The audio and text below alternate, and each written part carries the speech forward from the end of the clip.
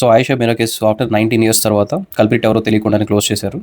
ఇది 2007లో జరిగిన sensational case. ఆ టైంలో అమ్మాయి బీఫార్మసీ చదువుకుంటుంది. Very young. హాస్టల్లో బ్రూటల్గా రేప్ చేసి చంపేశారు. అప్పట్లో గవర్నమెంట్లో ఉన్న deputy CM grandson Koneru Satish అనే అతన్ని అక్యూజ్డ్గా చేసిన అతని కోసమే కవరప్ జరిగిందనేది allegation. But police P Satyambabu అనే అతను అరెస్ట్ చేశారు. ట్రయల్ కోర్ట్ కన్విక్ట్ చేసింది అతన్ని. చేసిన తర్వాత 8 ఇయర్స్ జైల్లో ఉన్నాడు. 2017లో హైకోర్టు అతన్ని ఎక్విట్ చేసింది. ఎందుకంటే ఇన్వెస్టిగేషన్ చాలా షాడీగా ఉంది.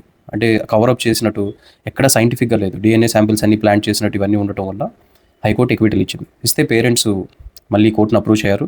సిట్ ఫామ్ చేశారు. తర్వాత కేసు 2019లో సిబిఐకి వెళ్ళింది. 6 ఇయర్స్ తర్వాత సిబిఐ కూడా చేతులెత్తేసింది. వాళ్ళకు కూడా ఎటువంటి ఎవిడెన్స్ దొరకలేదు. ఆబ్వియస్లీ చాలా ఇయర్స్ అయిపోవడం వల్ల ఎవిడెన్స్ ఏమీ దొరకలేదు. ఇన్ఫాక్ట్ ఈ కోనేరు సతీష్ బాబు అనే అతను లై డిటెక్టర్ టెస్ట్ పెడితే అందులో కొన్ని స్టేట్మెంట్స్ అబద్ధాలు చెప్పాడని కూడా తేలింది.